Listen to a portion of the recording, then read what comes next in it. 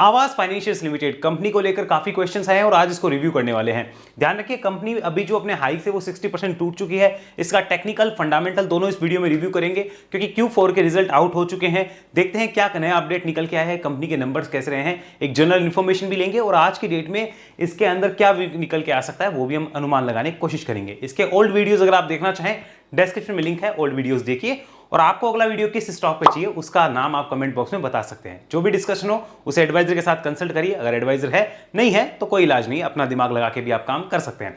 बात करते हैं आवास फाइनेंशियल्स की, तो हमें यह दिख रहा है कि कंपनी अपने हाई से जरूर 60% टूट चुकी है और सेम सिनेरियो हमें पीछे भी देखने को मिला था। After a good bull run stock जो है वो 60% तक अपने हाई से टूटा, वहां से एक शार्प रिकवरी करके बहुत अच्छी तेजी स्टॉक ने पकड़ी थी। कंपनी का अगर अभी का भी हम डाटा लें तो आप देखिए स्टॉक अपने हाई से 60% टूट चुका है और ये जो हाई है वो ऑलमोस्ट बने थे 2022 के स्टार्टिंग में। ये 2022 के स्टार्टिंग में ये हाईज बने एंड अभी 2024 का मिड जा चुका है। लगभग हम कह सकते हैं कि 2.5 ईयर्स जो है वो चले गए हैं और उसके बाद भी स्टॉक जो है अभी तक बॉटम आउट हुआ या नहीं हुआ इसको लेकर कंफ्यूजन है। तेजी आना या ये भाव आना तो आगे की बात रही। मान लीजिए अगले 2.5 साल में भी अगर ये भाव आते हैं वापस, तो जो लोग यहां से लेके बैठे हैं उनको वो अप्रोक्सीमेट 5 साल का पीरियड हो जाएगा अगर कोई सेंसिबल तरीके से सोच के देखे तो। और जो यहां पर ले रहे हैं उनके लिए एक अच्छी अपॉर्चुनिटी होगी। ध्यान रखिए, इन्वेस्टमेंट कभी भी किसी स्टॉक में किया जाता है तो वो हमेशा डाउन साइड में होता है, इन्वेस्टमेंट कभी भी बढ़ते हुए मार्केट में नहीं होता। आप देख सकते हो जब टूटता है तब जो पैसा लगाता है वो लगा के अच्छा खाता है। कोई यहां पर बीच में पैसा लगा के यहां रख रहा है तो वो स्विंग करके बेच के ही निकलना पड़ेगा। इन्वेस्टमेंट करके राइड करना है तो उसे टोटली तभी पैसा लगाने का वक्त होता है जब वहां पे एक बिग करेक्शन हमें देखने को मिले और स्टॉक वहां पे अच्छे फॉर्मेशंस बना के ऊपर जाता हुआ नजर आए। इस चार्ट को भी रिव्यू करेंगे, लेकिन सबसे पहले चलते हैं कंपनी के फंडामेंटल्स पे। एक बार रिव्यू करते हैं कि कंपनी के फंडामेंटल्स क्या बोलते हैं। वीडियो में आगे चलने से पहले बात करते हैं M stock by Mirae asset. Mirae asset का म्यूचुअल फंड इंडस्ट्री में बहुत बड़ा नाम है और बहुत बड़ा काम भी मीरा एसेट का रहा है। इन्होंने जीरो ब्रोकरेज प्लेटफॉर्म लॉन्च किया है जिसे काफी समय हो चुका। एम स्टॉक नाम है जहां पे आप मार्जिन ट्रेडिंग फैसिलिटी अपनी इंडस्ट्री में लोवेस्ट उसका फायदा ले सकते हो। सिर्फ 6.99 पे स्टॉक फ्यूचर ऑप्शंस की ट्रेडिंग कर सकते हो zero brokerage pay. Currency market, mutual fund और आईपीओ में भी काम कर सकते हो जीरो ब्रोकरेज चार्जेस देकर। साथ में अगर आप यहां पे देखें zero brokerage and no hidden charges for life, यानी free intraday, free delivery, free FNO और ये सारी चीजें आपको फ्री है without any order limit, without any restrictions and without any subscription. ये ऑफर कर रहे हैं हमें M stock by Mirae asset. और यहां पर अगर आप ध्यान से देखें टर्नओवर कंपनी का रहा है बहुत अच्छा। एमटीएफ बुक और ट्रेड्स यहां पे 8.5 लाख से ज्यादा यूजर्स हो चुके हैं। 145 करोड़ की ब्रोकरेज उन्होंने सेव करी। 4 स्टार ऐप की रेटिंग है और यहां पर रिटेल होल्डिंग भी आपके सामने चल रही है। बात कर लीजिए अगर प्राइसिंग की तो यहां पे जीरो ब्रोकरेज तो है ही, लाइफ टाइम के लिए। साथ में ध्यान रखिए यहां पे 999 रुपीज देकर आप जीरो ब्रोकरेज कर सकते हैं delivery, intraday, FNO, mutual fund, IPO, currency, सब चीजों के लिए। तो ये जो 999 का इनका प्लान है वो काफी अट्रैक्टिव है। सिर्फ एक बार 999 रुपीज देकर आप अपने ऑल चार्जेस को जीरो कर सकते हैं। हालांकि इनके अदर प्लान्स भी है, उनको भी अगर आप देखना चाहें तो लिंक डिस्क्रिप्शन में है, बट ये सबसे फेमस प्लान है दैट इज 999 रुपीज का, जो एक बार आपको पे करना है और उसके बाद में अक्रॉस ऑल प्रोडक्ट आपका ब्रोकरेज हो जाता है जीरो। तो लिंक डिस्क्रिप्शन में है, चेक करना बिल्कुल मत भूलिए। अब चल रहे हैं हमारे सामने आवास फाइनेंस के फंडामेंटल। देखिए 2011 में कंपनी इनकॉर्पोरेट हुई और ये हाउसिंग लोन और एडवांस देती है। अब किनको देती है वो समझो, ये देती है लो एंड मिडिल इनकम सेगमेंट के जो लोग हैं जो कि सेमी अर्बन या फिर अर्बन या रूरल एरिया में जो है उनको ज्यादा देती है, जिनके पास हो भी सकता है या नहीं भी हो सकता क्या income proof document like IT return, salary slip, उन लोगों को ये कंपनी जो है वो housing loan and advance provide कराती है। और ध्यान रखिए ये कंपनी का बिजनेस बड़ा रिस्की है, बट स्टिल इसके फाइनेंशियल्स देख के बड़ा खुशी होती है कि कंपनी कितना गजब काम कर रही है। बेसिक ओवरव्यू है, आइए आगे देखते हैं। यहां पर समझिए जियोग्राफिकल फुटप्रिंट, कंपनी कहां कहां है, राजस्थान, महाराष्ट्र, गुजरात, एमपी, हरियाणा, यूपी, छत्तीसगढ़, पंजाब, उत्तराखंड, हिमाचल, दिल्ली, ओडिशा, कर्नाटका, ये सब जगह कंपनी ऑल ओवर इंडिया है। आपको दिख रहा होगा विद टोटल 346 ब्रांचेस, जो कि एक अच्छी चीज होगी, बढ़िया चीज हमें माननी होगी। यहां पे देखें तो जनरलाइज प्रोडक्ट में क्या आ सकता है, purchase of under construction of ready to move flat, finance of construction, finance for home extension, यहां पर आपको अदर्स मिल जाएंगे। ये सारे कंपनी के बिजनेस पार्ट है जो कंपनी देती है आपको लोन्स। अब इसमें किस टाइप के लोन्स होंगे, home loan, home construction loan, home loan balance transfer जो होता है वो हो सकता है, home improvement loan, loan against property, MSME, emergency credit line guarantee scheme, ये भी है, और यहाँ पे स्मॉल टिकट साइज लोन, ये सारे हैं। अगर आप देखना चाहें तो ये डाटा आपको इसकी वेबसाइट पे मिलेगा, आप जाके रिव्यू भी कर सकते हैं। मैं यहाँ पे क्विक रिव्यू कर रहा हूँ जिससे आपके समझ में आए। यहाँ पे देखिए मार्केट कैप लगभग 12,000 करोड़ की कंपनी की मार्केट कैप है। स्टॉक का पी 25 है, और अगर आरओसी और आरओई को देखा जाए तो स्टॉक का पी शायद आपको थोड़ा ज्यादा नजर आए, बट अगर इसी बिजनेस सेगमेंट के अदर कंपनीज को देखेंगे या इसी कंपनी का आगे का डाटा लेते हैं कि इसने 5 साल 10 साल में अपना पीई कैसे रखा है, तो आपको आइडिया लगेगा एक्चुअल पीई वैल्यूएशन कैसा है। अगर हम यहां पर बात करें कंपनी के प्रमोटर्स की, तो वो 26% की होल्डिंग रखते हैं। प्रमोटर होल्डिंग यहां पे 12% घटी है। अब ये देखकर आप अनुमान लगाना चाहेंगे कि यार कंपनी में कुछ होने वाला है, कुछ ऐसा, जबकि ऐसा नहीं है। ये हम जब शेयर होल्डिंग देखेंगे तब आपको आइडिया लगेगा। डेट टू इक्विटी रेशियो 3 के आसपास का है, जो कि ठीक ठाक है हाउसिंग फाइनेंस बिजनेस में। ईपीएस कंपनी का काफी अच्छा है। अनप्लेज है होल्डिंग। प्रॉफिट ग्रोथ ठीक ठाक कह सकते हो। फ्री कैश फ्लो आपके पास है, जो कि नेगेटिव होता है हाउसिंग फाइनेंस बिजनेस में, that's common. Market cap to sale 6 times है, जो थोड़ी ओवर वैल्यूएशन का तड़का दिखाती है। पीजी रेशियो 1 के आसपास है, जो ठीक ठाक वैल्यूएशन इंडिकेट कर देता है। यहां पर अगर हम आगे देखें, अब देखिए एवरेज 5 साल का पी है 46 का, और अभी करंट पी जो चल रहा है दैट इज 25। तो आप ये नहीं कह सकते कंपनी ओवर वैल्यूड है। कंपनी जो है वो यहां पर अपने 5 साल के एवरेज पी से नीचे चलती है, तो उन कंपनीज को अंडर वैल्यूड माना जाता है, ओवर वैल्यूड नहीं माना जाता। हालांकि सिर्फ ये एक पैरामीटर नहीं होता, और भी पैरामीटर चेक करने होंगे। अगर इसके आप फाइनेंस को समझ ले, क्वार्टर रिजल्ट को ध्यान से देखिए, मार्च 2024 में 546 करोड़ की कंपनी सेल्स करती है। अब इसी को हम कंपेयर करते हैं मार्च 2023 से। अगर हम कंपेयर करने जाएं तो 450 करोड़ की सेल्स थी। तो सेल्स में गजब की ग्रोथ है भाई, इस चीज को तो आप नकार भी नहीं सकते, ये फैक्ट है, इसे हम नकार नहीं सकते। अब सेकंड पार्ट आता है हमारे पास यहाँ पे मार्जिन का। जो ये मार्जिन आपको दिख रहा है फाइनेंशियल मार्जिन। अब इसको सेल्स की जगह मैं रिवेन्यू कहना भूल गया, ये रिवेन्यू होती है फाइनेंस बिजनेस है, इसलिए 37% का था, जो 34% है। यहाँ पे फाइनेंस मार्जिन जो है वो 3% कम हुए हैं। अगर यही कोई कंपनी दूसरी होती तो उसे हम ऑपरेटिंग मार्जिन कहते हैं, ऑपरेटिंग प्रॉफिट कहते हैं। फाइनेंस कंपनी है तो उसमें फाइनेंशियल मार्जिन होता है। तो यहाँ पे 34% और 186 करोड़ का इनका जो ऑपरेटिंग प्रॉफिट या फाइनेंशियल प्रॉफिट जो है वो रहा है। अगर अभी का देख ले हम लोग, तो यहाँ पे नेट प्रॉफिट आता है 127 करोड़ का, और अभी का नेट प्रॉफिट आता है हमारे पास में 143 का। लास्ट ईयर 127 और अभी 143 करोड़ का नेट प्रॉफिट कंपनी ने पोस्ट किया है। ईपीएस 16 रुपए से बढ़ के 18 रुपए हो गया है, जो कि अच्छा माना जाएगा। अगर आप कई सालों की ग्रोथ भी लेना चाहें मार्च की, तो आप ध्यान से देख सकते हो कि क्या शानदार ग्रोथ है। अगर आप ईयरली की जगह क्वार्टर ऑन क्वार्टर भी देखना चाहें तो भी कंपनी की रेवेन्यू बढ़ रही है। अगर आप यहां पर देखना चाहें क्वार्टर ऑन क्वार्टर, तो कंपनी के प्रॉफिट्स लगातार बढ़ते जा रहे हैं। तो कंपनी की प्रॉफिटेबिलिटी में कोई दिक्कत नहीं है, कोई परेशानी नजर नहीं आती। 500 साढ़े 500 करोड़ की सेल्स करके अगर आप 150 करोड़ रुपए घर पे लेके जा रहे हो, तो भैया इससे बढ़िया बिजनेस क्या हो सकता है कि आपके नेट प्रॉफिट मार्जिन ही बहुत अच्छे निकल के आ रहे हैं। तो इससे बेटर बिजनेस क्या ही होगा, क्या ही कर लेगी कंपनी। लेकिन हाँ, ये मानना होगा बहुत अच्छा कर रही है। अब मार्केट पैसा इस बात का देगा कि भविष्य में आप अच्छा कर पाएंगे या नहीं कर पाएंगे। तो उसे समझने के लिए आइए आगे और चीजें देखते हैं। यहां तक कोई चीज दिक्कत नजर नहीं आती। अब एक चीज और देखिए, ग्रॉस एनपीए और नेट एनपीए। अगर इनको देखेंगे तो ग्रॉस एनपीए कंपनी के कम हुए हैं, नेट एनपीए यानी नॉन परफॉर्मिंग एसेट कम हुई है। तो इनका कम होना हमेशा अच्छा माना जाता है। तो यहां पर मैं फंडामेंटली तो दिक्कत नहीं कह सकता, जहां तक हमने समझ है उसके हिसाब से। आगे बात करते हैं, यहां पर कंपनी के ईयरली जो पीएनएल है उसको देखिए। यहां पर कंपनी की रेवेन्यू में कोई दिक्कत नजर नहीं आती। अगर हम प्रॉफिट्स की बात करें तो भैया highest ever profit company post करिए, तो यहां पे मैं दिक्कत कैसे कह सकता हूं, बिल्कुल भी नहीं कह सकते। बट हमें रिमेंबर रखना है, हम जो फंडामेंटल्स देख रहे हैं वो फंडामेंटल्स है जो हमें दिखाए जा रहे हैं। बड़े प्लेयर्स जो कि काम कर रहे हैं या जिनकी वजह से शेयर ऊपर या नीचे होता है, उनको वो फंडामेंटल दिखते हैं जो आपको और मुझे नहीं दिखाए जाते। तो हमें इसीलिए चार्ट पे उनको फॉलो करना भी आना चाहिए, ये ध्यान में रखना है। आगे देखिए, यहाँ पे सेल्स ग्रोथ समझिए इसकी। यहाँ पे सेल्स ग्रोथ गजब रही है कंपनी की, कोई खराब नहीं है। प्रॉफिट की ग्रोथ गजब है, कैसे खराब कह सकते हैं आप इसे, बहुत गजब है। स्टॉक प्राइस सीएजीआर अच्छा नहीं रहा है, रिटर्न्स कंपनी ने अच्छे नहीं दिए हैं। और यहाँ पर बात करें रिटर्न ऑन इक्विटी, तो कंपनी की 14% है, ठीक ठाक है, बहुत बढ़िया है। बट स्टॉक प्राइस सीएजीआर में कोई रिटर्न्स नहीं है जो अब आने चाहिए। यहाँ देखिए, प्रमोटर्स की होल्डिंग लगभग 26% के आसपास रही है, और यहाँ होल्डिंग काफी कम हुई है। तो लोगों को लगता है कि भाई अब तो कंपनी बर्बाद हो जाएगी, ये हो जाएगा। लेकिन इस चीज को आप कैसे डिकोड कर सकते हो, जब एक होल्डिंग एक बड़े प्लेयर से निकल के 2 बड़े प्लेयर के पास जाती हो, एफआईआई और डीआईए के पास, तो उसे आप डिकोड कैसे कर सकते हो। पब्लिक के पास तो सिर्फ 1% की होल्डिंग ही जा रही है।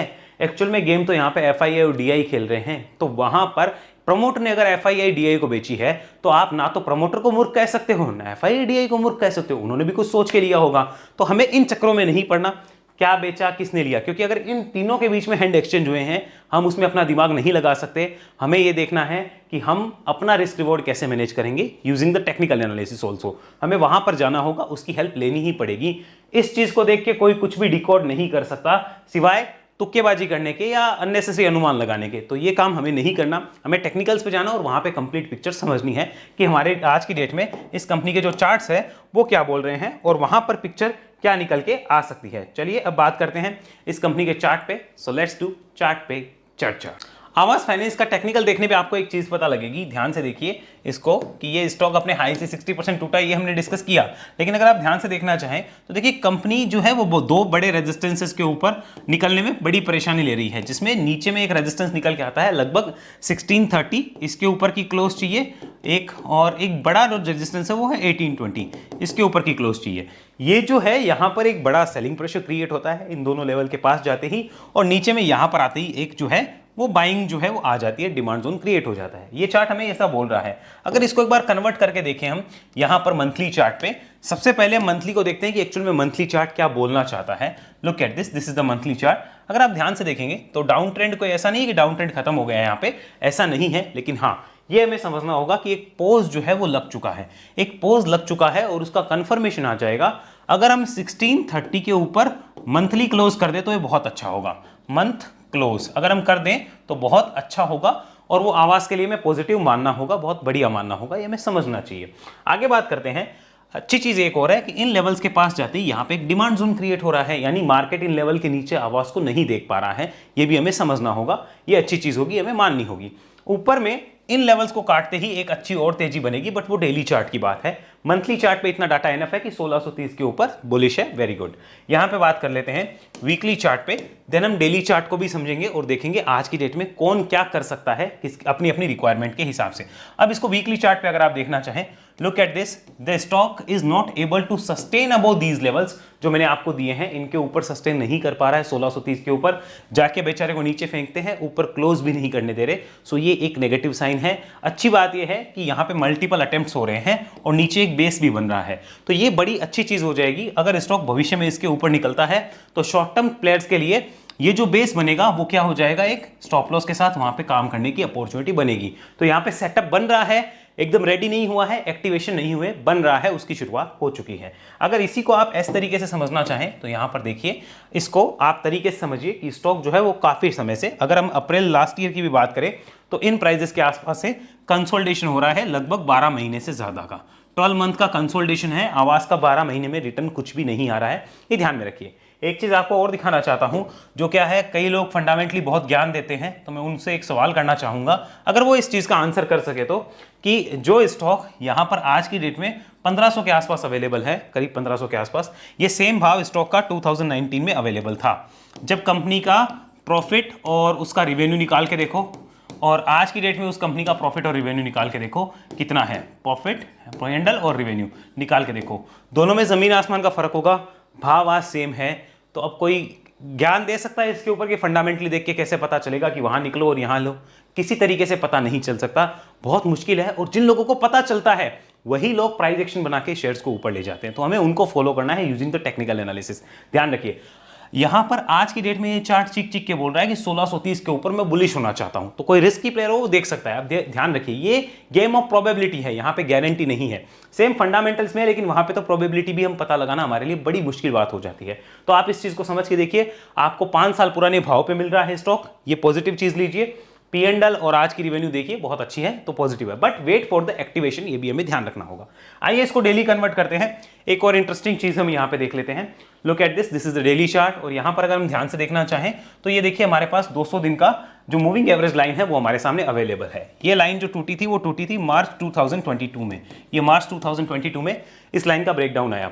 अटेम्प्ट हुआ but that was not a successful attempt, क्योंकि यहाँ पे सिर्फ अटेम्प्ट था, यहाँ पे एक्टिवेशन नहीं था, कंफर्मेशन नहीं था। यहाँ पे भी अगेन अटेम्प्ट हो रहा था बट कोई एक्टिवेशन नहीं था। यहाँ पे अगेन अटेम्प्ट हो रहा है, एक्टिवेशन अभी नहीं हुआ है।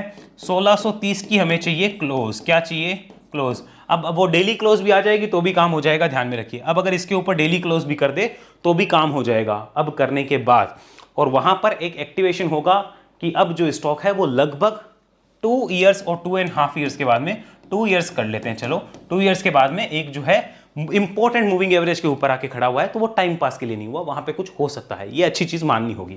आइए इसको मैं थोड़ा जूम करके दिखाता हूं। यहां बात करते हैं, लुक एट दिस, ये ध्यान से आप देखिए कि स्टॉक के लिए ये लेवल कितना इंपॉर्टेंट रहने वाला है। 1630 के ऊपर अब अगर निकलता है, ध्यान से सुनिएगा, तो वहां पे स्विंग भी बनेगा, वहां अच्छी अपॉर्चुनिटी भी बनने वाली होगी।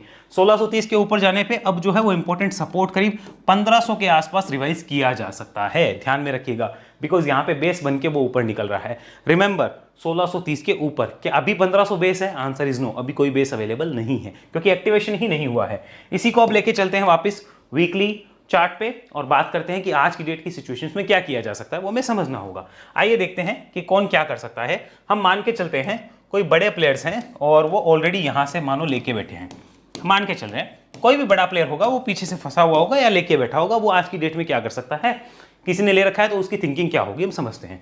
मानो कोई ऑलरेडी इन्वेस्टेड है, यहाँ से ऑलरेडी इन्वेस्टेड, अब जिसका पैसा लगा है उससे अपने आप से एक सवाल करना है, कंपनी के फंडामेंटल्स कैसे हैं? तो फंडामेंटली कोई प्रॉब्लम नहीं है, कंपनी के फंडामेंटल तो अच्छे हैं, नंबर्स अच्छे आ रहे हैं। अच्छा टेक्निकल कैसे हैं? टेक्निकल अभी साइडवेज हैं और टू बुलिश होने जा रहे हैं, अबो टू बुलिश अबो 1630, तो ये होने जा रहा है। तो अब कोई बेचने में समझदारी होगी, सोच के देखिए जरा, क्या कोई बेच रहा होगा कि यहाँ पे बेच देते हैं यार, अब तो बुलिश होने जा रहा है अब तो बेच दो, तो फिर लिया क्यों था? बेरिश होने के लिए लिया था, ऐसा तो होने से रहा। तो जो ऑलरेडी लेकर बैठे हैं उनके लिए वो भी चीज़ क्लियर है कि कंपनी के फंडामेंटल अच्छे हैं, टेक्निकल साइडवेज टू बुलिश है। वो तो एक चीज़ ज़रूर सोच सकता है कि अगर नीचे मिलता है तो वो डेफिनेटली एक्यूमुलेट करने पे ध्यान देंगे, अगर पैसा है तो किसी के पास तो वो एक्यूमुलेट करने के ऊपर ध्यान देंगे, या बाय ऑन डिप करने पे ध्यान देंगे, या पार्ट्स में लेने पे ध्यान देंगे अगर नीचे मिल जाता है। और कईयों ने किया भी होगा, अपनी एवरेज कॉस्ट 80 बिठाई होगी, कईयों को कंपनी पे विश्वास भी होगा, भविष्य में वो राइड भी करेंगे। लेकिन कुल मिलाकर बात इतनी है, फंडामेंटली आप इस कंपनी को खराब नहीं कह सकते, एज पर दिस डाटा यहाँ पे खराबी नहीं नजर आ सकती। आगे बात करते हैं, इसी चीज को हम ऐसे समझते हैं कि यहाँ पर कोई फ्रेश पैसा लगाना चाहे, यहाँ पे बात कर लेते हैं कि कोई फ्रेश इन्वेस्टमेंट करना चाह रहा है तो उसके पास क्या ऑप्शंस है, यहाँ पे हम बात करते हैं। देखो एक तो ऑप्शन होता है कि वन टाइम बाय वाला, कौन सा ऑप्शन होता है? वन टाइम बाय वाला। तो वन टाइम बाय वाले के लिए हमें क्या चाहिए? उसके लिए हमें बॉटम आउट के थोड़े इंडिकेशंस चाहिए। अब गारंटी तो किसी चीज की नहीं है, लेकिन बॉटम आउट के इंडिकेशंस आ सकते हैं। 1630 के ऊपर क्लोज कर जाए तो हम मान लेंगे चलो बॉटम आउट जो है वो स्टॉक हो गया है, ऑलमोस्ट जो बॉटम लगना था वो लग गया है। उसके बाद अपने बंदे की इच्छा है कि वो वन टाइम करना चाहे या नहीं करना चाहे, अपने एडवाइजर से बात करें, फिर उसकी इच्छा रहेगी। अब दूसरा ऑप्शन ये होता है कि भाई वन टाइम तो अभी करने का जब तक मूड नहीं बना है तब तक क्या करें, तब तक वो पार्ट्स में लेना चाहे तो ले सकता है, एक्यूमुलेट करना चाहे तो कर सकता है, क्योंकि बॉटम आउट नहीं हुआ तब तक वन टाइम बाय करने में रिस्क ये है कि हमें पता नहीं बॉटम कहाँ है, हो सकता है स्टॉक 1200 आ जाए, 1000 आ जाए, क्या भरोसा है? कोई भरोसा तो है नहीं। तो इसलिए हमें जो है वन टाइम बाय से बचना चाहिए जब भी हम इन्वेस्टमेंट की तरफ जाते हैं और हमारे पास बॉटम आउट के इंडिकेशंस ना हो, ये ध्यान में रखिए।